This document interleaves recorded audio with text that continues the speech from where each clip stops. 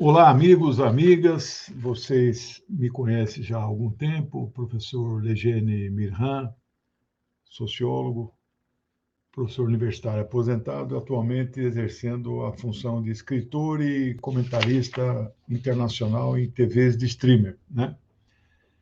Eu estou dinamizando, procurando fortalecer o meu canal no YouTube chamado Canal da Geopolítica. Ele já está com mais de 2.000 inscritos. Eu convido vocês a fazer inscrição, seguir. E a minha ideia é fazer assim comentários na forma de aula, explicando certos temas que são mais delicados, mais candentes, mais importantes e procurando dar, evidentemente, a minha opinião, a minha análise sobre estes temas. E resolvi começar este primeiro programa gravado, né? Resolvi começar falando de um tema que está na ordem do dia, mas ele é um tema controverso no campo da esquerda, que é a chamada Frente Ampla. E muita confusão, muitos erros, alguns por ingenuidade, outros propositais, para que a unidade política não se consolide, não se materialize, né? E aí resolvi, então, falar um pouco da história da Frente Ampla, pegando exemplos concretos de onde ela se materializou, dando o ano, explicando o fato, e vou começar no plano internacional e depois vou dar exemplos no plano nacional. Todas as vezes no Brasil em que o povo, as suas entidades, os partidos comprometidos com o projeto nacional desenvolvimentista, partidos patrióticos, todas as vezes que o povo se uniu com estas lideranças, ele saiu vitorioso. E isso, inclusive, desde a época do Império no Brasil, né? Então, eu quero aqui fazer essa introdução, né? As frentes políticas, elas podem ter muitos nomes. Frente Popular, Frente Democrática, Frente Ampla Democrática, né? Dependendo da situação, da mobilização do povo, Frente Revolucionária, né? Então, a amplitude das forças políticas que compõem estas frentes, em determinados momentos da história, a amplitude guarda uma relação direta com a correlação de forças que se vive naquele momento para atingir aquele objetivo imediato para o qual a frente foi formada. A frente formada sob a liderança do Partido Comunista da Rússia, quando Lenin, em outubro de 17, liderou a Revolução, a frente não era tão ampla, mas era, né?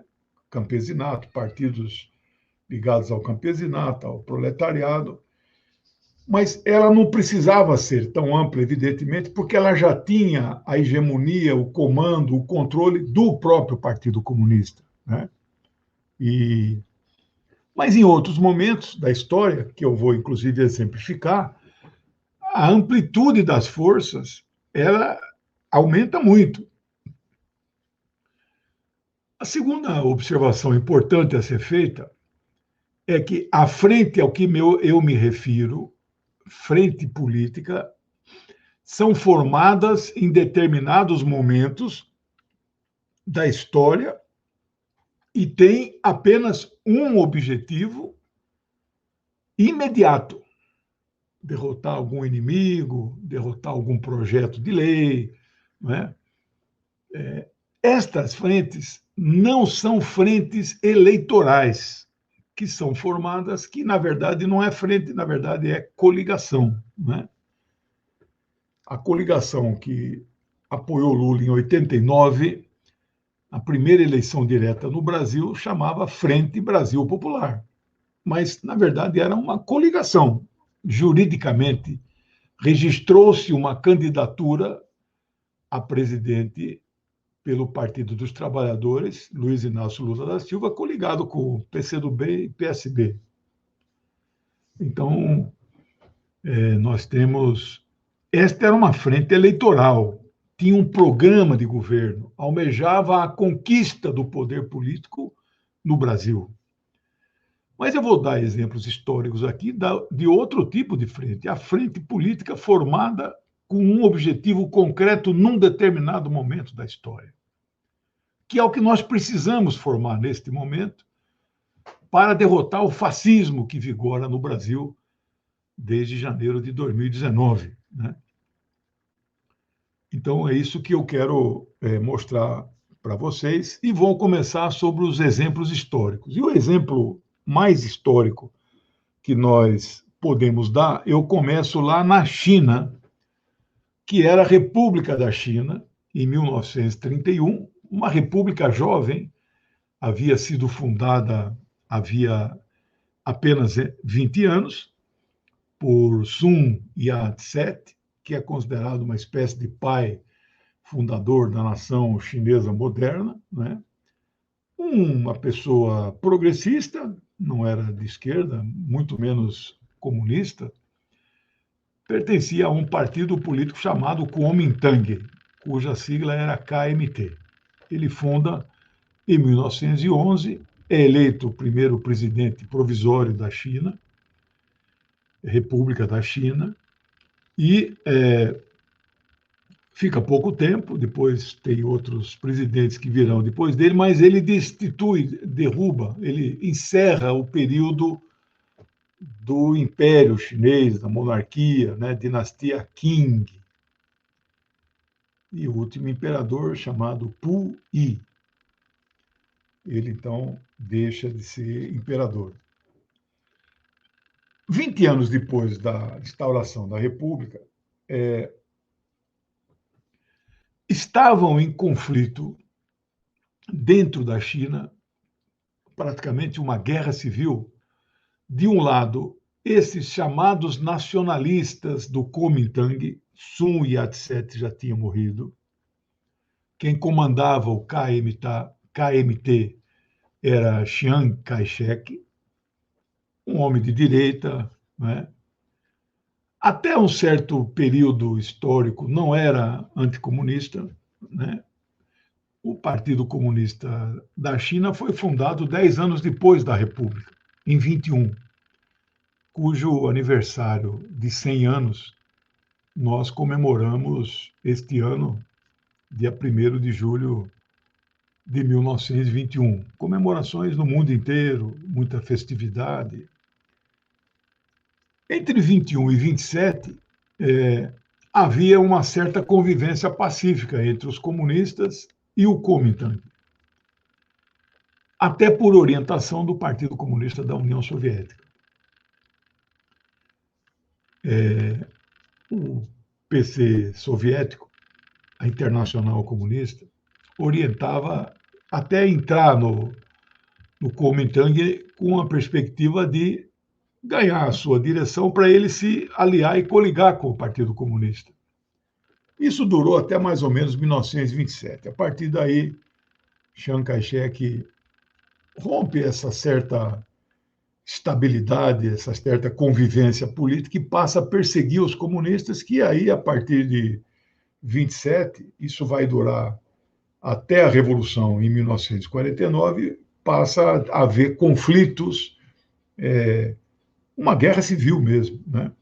Bom, o que acontece em 1931? Este é o grande exemplo que eu quero dar. Em 1931, o Império do Japão, né, chamado Império do Sol Nascente, o Império do Japão, ele vai com o seu projeto expansionista de conquistar, inclusive, toda a Ásia e até os Estados Unidos, era o projeto deles, tanto que eles atacaram a base de Pearl Harbor no Pacífico, numa clara provocação aos Estados Unidos. O Japão invade a região da Manchúria, que é da China, é uma região grande, é uma província muito grande na China, não é? E o que acontece? Os dois campos que estavam em luta um contra o outro, você veja, este é um momento de uma foto em que eles tinham lá uma relação política, não eram amigos, não eram companheiros, não figuravam na mesma organização política, mas o que aconteceu em 1931? Um inimigo comum dos dois, que brigavam entre si, resolve ocupar uma parte significativa da República da China. Não é?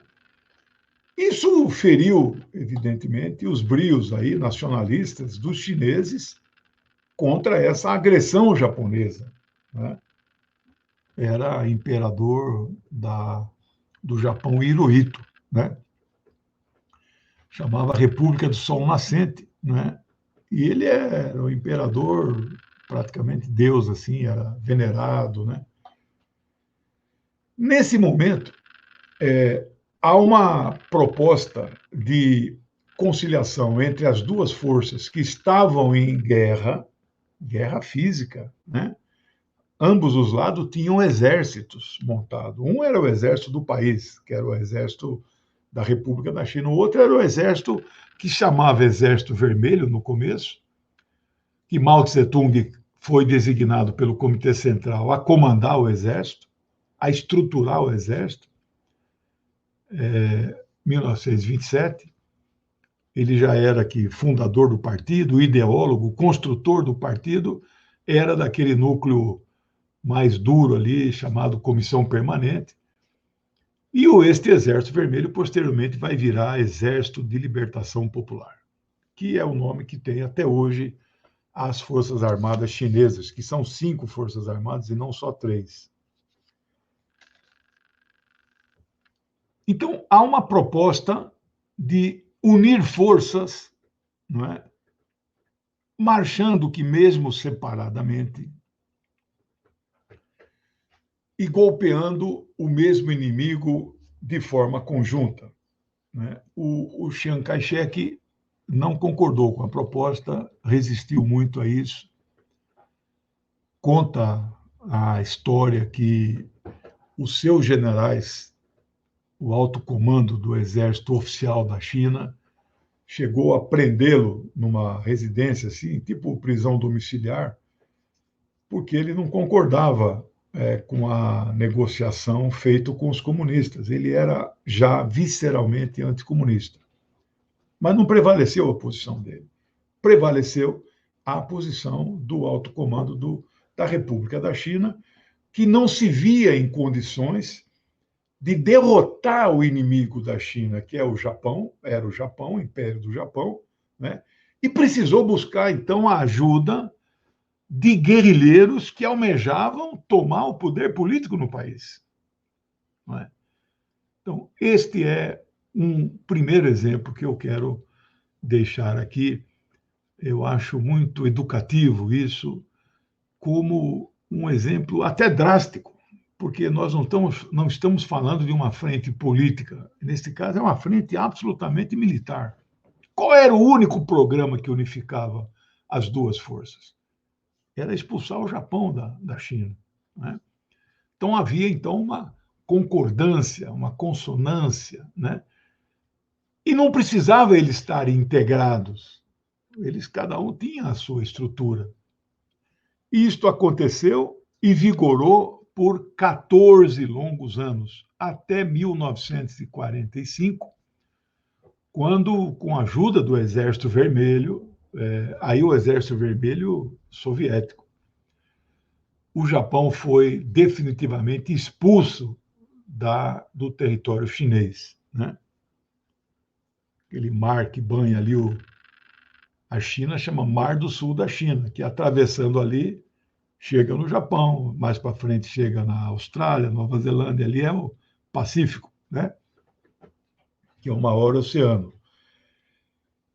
Feito isso, expulsado o inimigo, eles voltaram a combater entre si, de forma que durou mais 4 anos e nós presenciamos, dia 1º de outubro de 1949, a tomada do poder político pelos comunistas, sob liderança de Mao Zedong, que proclama neste dia a instauração da República Popular da China, né? Essa é um momento histórico, tem gravações disso, filmes, tem a voz original de Mao, né? Anunciando que fica instalada a partir de hoje a República Popular da China. E é preciso registrar, estou pensando em fazer uma gravação também só sobre a história do PC da China, né? Preciso registrar que Mao não, com o Partido Comunista, não chega em Pequim sozinho. Ele chega com mais 11 partidos e organizações políticas. Inclusive, um dos partidos que existe até hoje e governa a China até hoje junto com o Partido Comunista, hoje são 8. É o PC da China e mais 8. Um deles, que existe até hoje, Frente Revolucionária do Kuomintang. É a parcela do Kuomintang, do KMT, que se considera revolucionária. A esposa, a viúva Xing Ling, de Sun Yat-sen, ela é convidada por Mao Tse-tung a ser uma das 6 vice-presidentes, que ele era o presidente. Então, o momento da chegada dela e ela aceita o convite é um momento muito glorioso para a China. Mao a recebe efusivamente, porque ele entendia o significado da frente ampla. Aí, evidentemente, era uma frente já de outra natureza. Era uma frente mais permanente. Era para administrar o país. A vitória já tinha ocorrido no campo de batalha. Coube a Chiang Kai-shek fugir com seus assessores para a ilha de Taiwan e estão lá até hoje, que de forma paciente, né, a China vai recuperar mais dia, menos dia, como recuperou Macau, recuperou Hong Kong, né?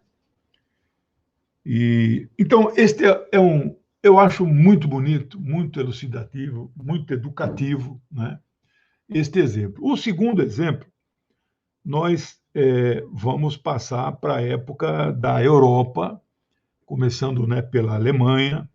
Em 1933, janeiro, fevereiro, houve eleições para o parlamento alemão, chamado Reichstag, né? E o nazismo já era forte. E o nazismo ele atuava pelo partido que tinha o estranho nome de Partido Nacional Socialista dos Trabalhadores, né? Então ele era socialista e era dos trabalhadores, né?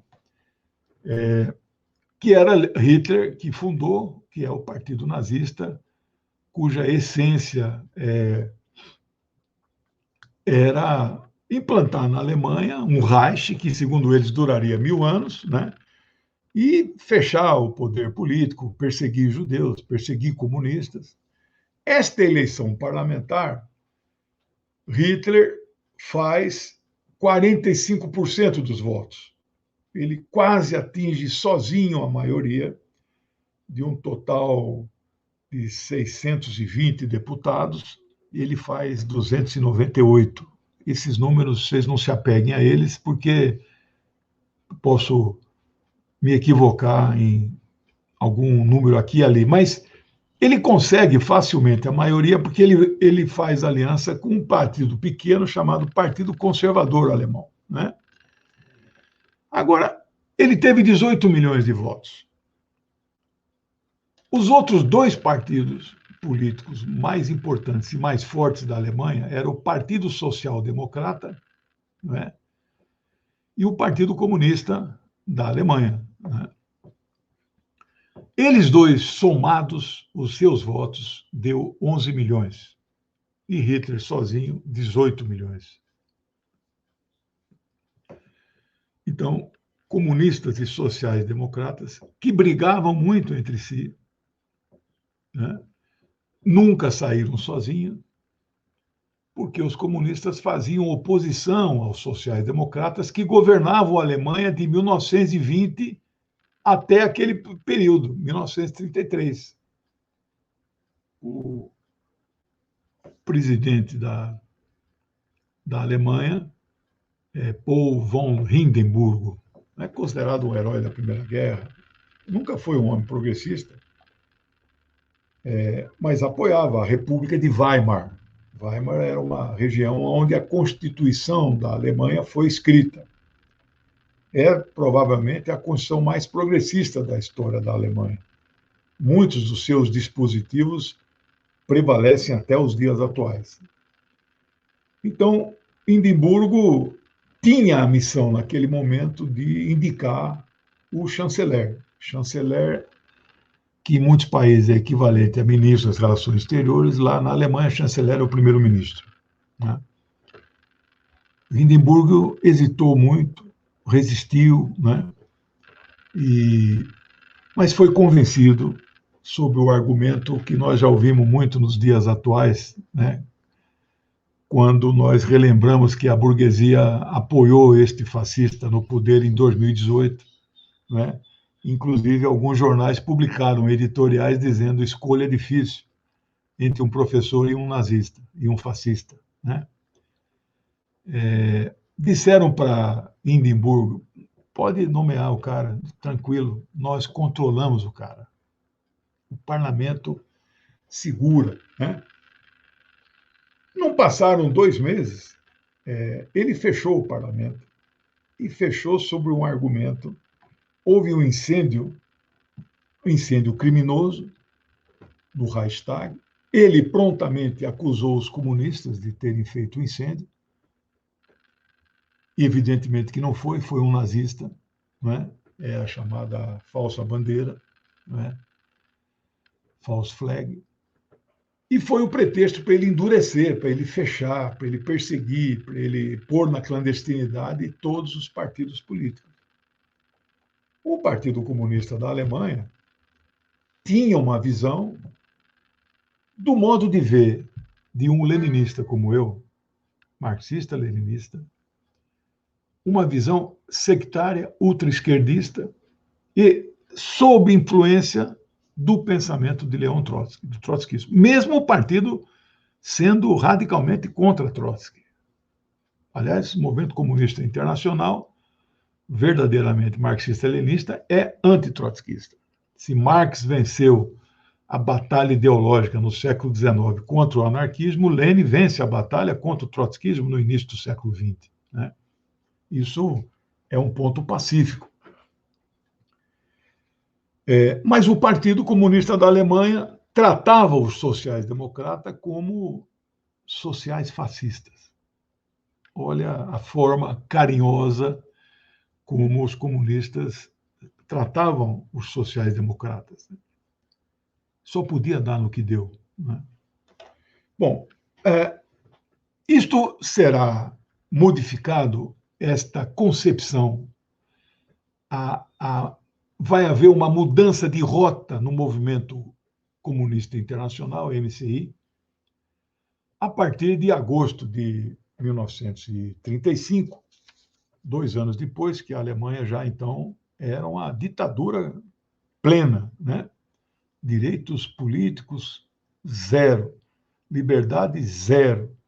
Perseguições a judeus e comunistas, total, né? Constituição rasgada, né?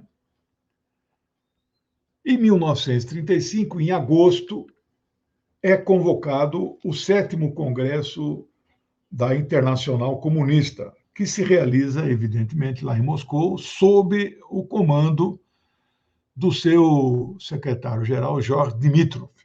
É preciso esclarecer que a Internacional Comunista, a primeira, foi fundada por ninguém menos que Karl Marx, em 1864. Ela durou só 7 anos, foi fechada em 71. Marx não foi seu primeiro presidente, não quis ser, apesar de convidado, ele integrava o comando geral, o conselho geral. Né? Aí houve uma experiência de uma segunda internacional que faliu. O Lenin combateu a segunda internacional, porque quem mandava na segunda internacional eram dirigentes comunistas de alguns países que tinham uma concepção que entre 14 e 18, na Primeira Guerra Mundial, os trabalhadores dos países envolvidos na guerra tenham que participar da guerra, e Lenin discordava disso. Né? Então, foi à falência essa segunda internacional e acabou. Né? Depois foi formada a terceira internacional. Então, esta aqui é a terceira.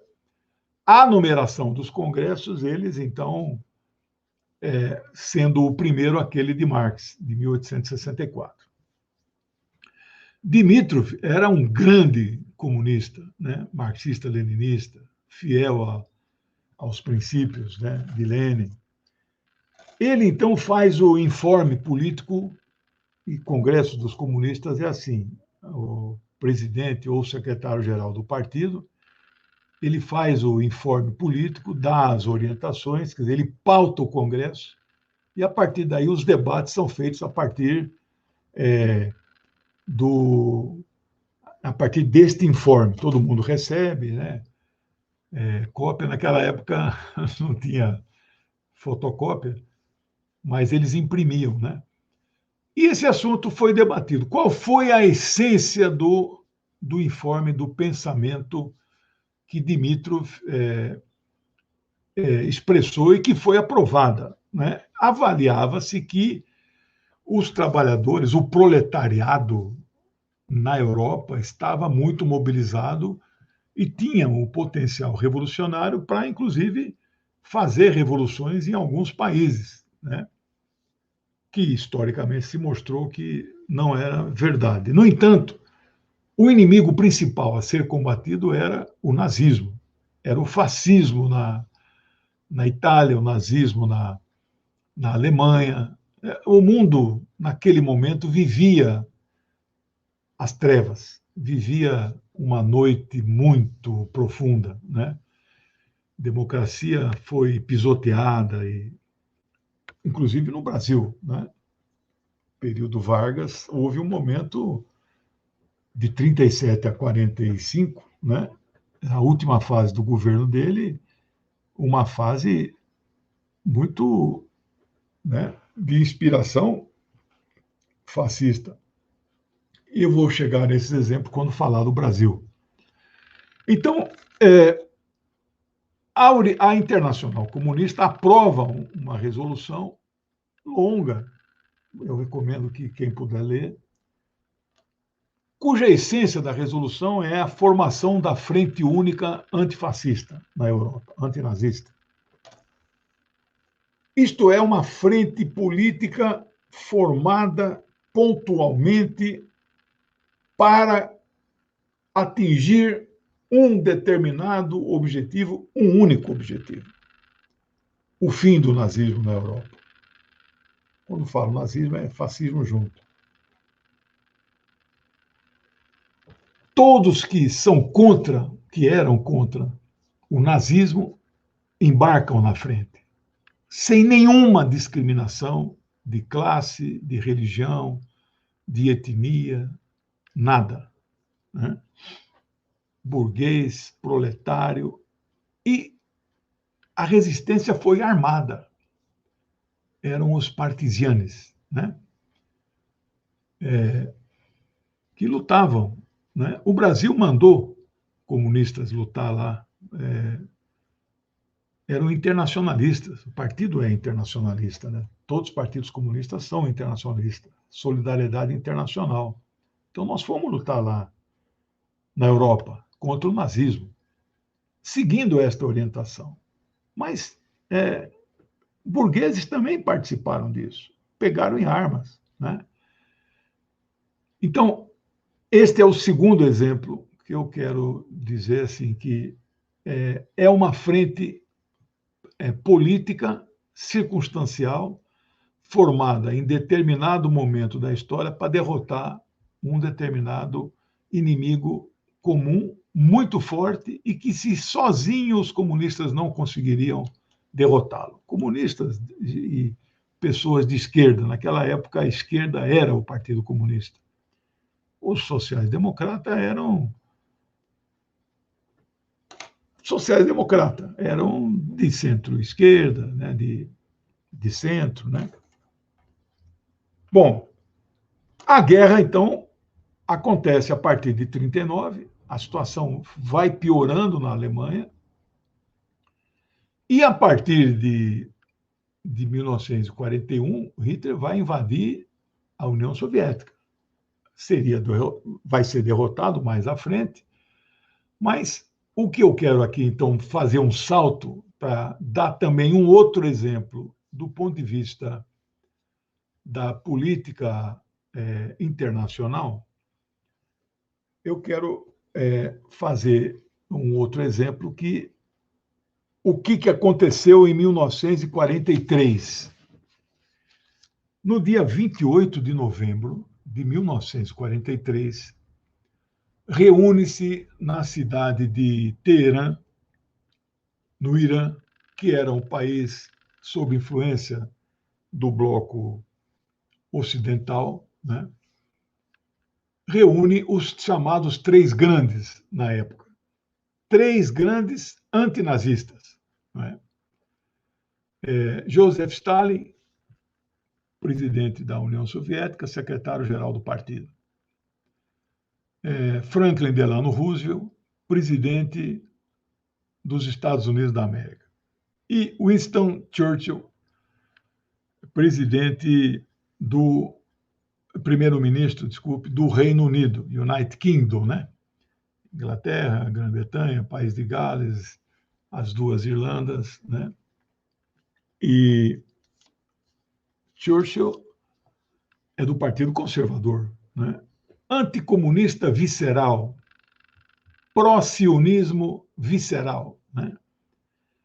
Roosevelt era considerado progressista para os padrões dos Estados Unidos, mas não de esquerda, nem de centro-esquerda, progressista. Tinha boa relação com os sindicatos nos Estados Unidos. O Roosevelt era muito popular. Foi eleito em 32, reeleito em 36, reeleito em 40, reeleito em 44 no meio da guerra, e seria reeleito em 48, né? Quando ele acabou morrendo e o seu vice, né, assumiu, né, que foi Truman, né?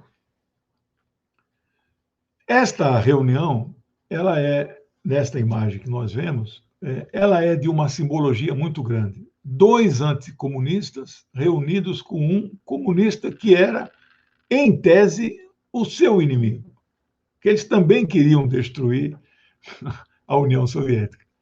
Aliás, os Estados Unidos demorou para entrar na guerra exatamente pelo fato que eles estavam pagando para ver se Hitler faz o serviço lá e destrói, né? Só que, né, Hitler estava perdendo a guerra, né? O Exército Vermelho Soviético venceria, né? Que foi o que venceu a Segunda Guerra mesmo. Sem o Exército Vermelho, o Hitler teria vencido, né? Mas não é o que os livros de história contam, né? Bom, então este é um exemplo de uma frente mais militar do que política, mas tem um único objetivo. Nada mais tinha de pontos em comum entre eles. Nós, depois disso, ainda veríamos mais dois grandes encontros entre eles, né? O segundo encontro foi de 4 a 11 de fevereiro de 1945, já quase no fim da guerra, a cidade balneária de Yalta, que fica na península da Crimeia e que pertencia, na época, à Ucrânia, que era uma das repúblicas soviéticas socialistas, uma das 15. né? Então, portanto, esse segundo encontro foi numa cidade sob influência do campo socialista, né? E a terceira e última vai acontecer já dentro da Alemanha, não é? Uma reunião longa de 17 de julho a 2 de agosto, uma reunião de 15 dias. Interessante registrar que nesta reunião, nesta reunião, o Churchill havia, julho de 45, houve eleições, Churchill perdeu as eleições na Inglaterra pelo Partido Conservador, ganhou o Partido Trabalhista inglês, né? Clements Attlee, né? E no meio da reunião, Churchill sai da reunião, volta para a Inglaterra e entra na reunião o novo primeiro-ministro. Roosevelt já não estava também, já tinha morrido, então era Truman. Então, dos três da primeira reunião, só tinha mesmo o camarada Stalin, né? Esta é uma reunião já mais de... a terceira ocorre em Potsdam, já dentro da Alemanha, uma cidade perto de Berlim, né? É uma reunião aí para tratar de assuntos da divisão da Europa, né? Porque o risco de sair a Terceira Guerra era grande. Mas, então, eu trago este exemplo aqui como muito didático, né? Para ilustrar a importância de amplas forças políticas se unirem por um determinado objetivo comum. E finalizo esta primeira parte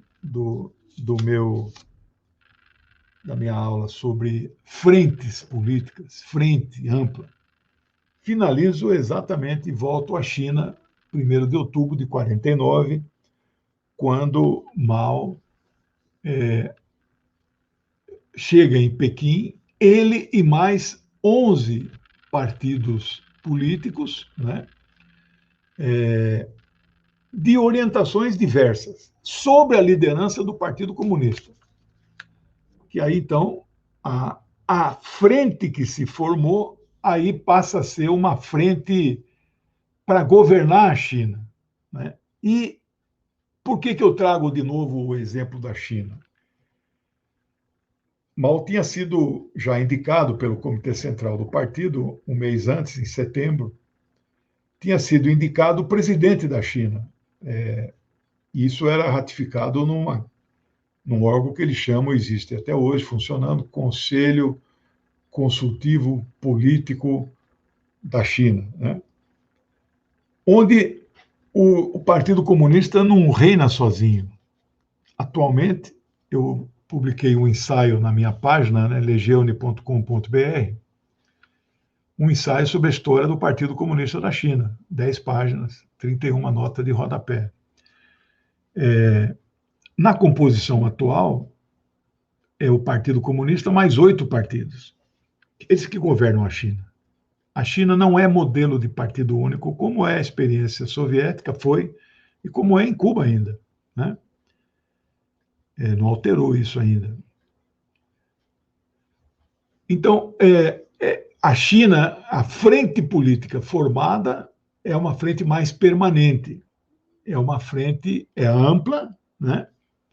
Mas ela já tem atribuições de governar a China. Mas eu trago este exemplo porque a frente ampla que eu estou aqui exemplificando, defendendo a necessidade para chegar no Brasil do momento histórico que nós vivemos, do fora Bolsonaro, que encontra resistência sobre a amplitude, o exemplo que eu trago deste episódio da tomada do poder na China é relacionado com os 6 vice-presidentes de Mao.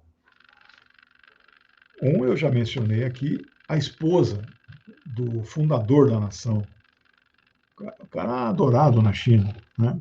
Não tem as imagens dele igual tem a de Mao Tse-tung, mas ele é muito respeitado. A esposa dele, Xin Ling, ela então é uma das vice-presidentes. Não sei a numeração. Acontece que na construção desta frente ampla para governar a China, o Mao convidou uma determinada pessoa, líder de uma das organizações que chegaram em Pequim já junto com ele, né? Convidou para ele ser um dos 6 vices. E esse episódio que eu estou contando está no filme feito oficialmente pela República Popular da China, apoiado pelo governo, uma superprodução chamado A Fundação de uma República. É um filme de 2 horas.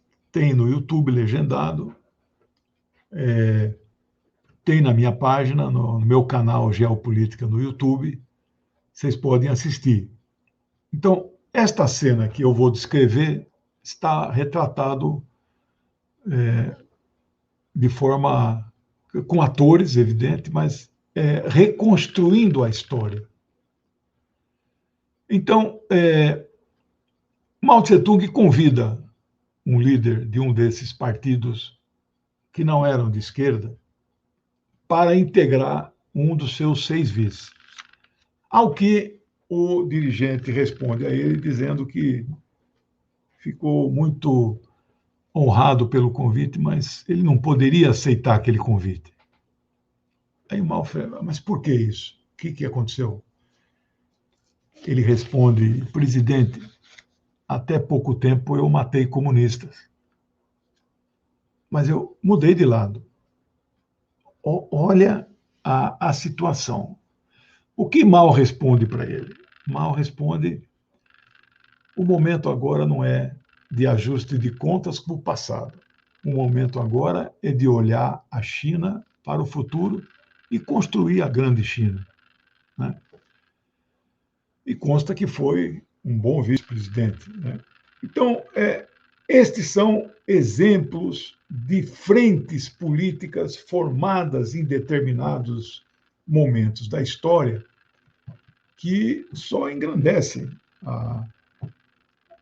a política, né? Atingem, de fato, os objetivos para os quais a frente foi formada, né?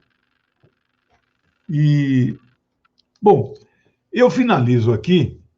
Nós vamos, então, ficou longo, quase 45 minutos. Nós vamos dividir, então, a justificativa da Frente Ampla em o aspecto internacional e no aspecto nacional. Então, no próximo vídeo, eu vou, então, mostrar, do ponto de vista histórico, os vários momentos em que foi formado frente políticas provisórios, circunstanciais, com um ponto programático no máximo, né? Então, finalizo aqui, agradecendo aí a audiência, pedindo que vocês se inscrevam no canal, praxe pedir para dar o like, né, joinha, e, se possível, compartilhar. Este é um momento importante onde nós temos que amadurecer, nos convencer da formação de uma frente ampla, democrática no Brasil, cujo único objetivo seja derrotar o fascismo no Brasil e voltar a sermos o Brasil democrático que já fomos, né? Tá bom? Muito obrigado, um grande abraço a todos e até a próxima aula. Tchau.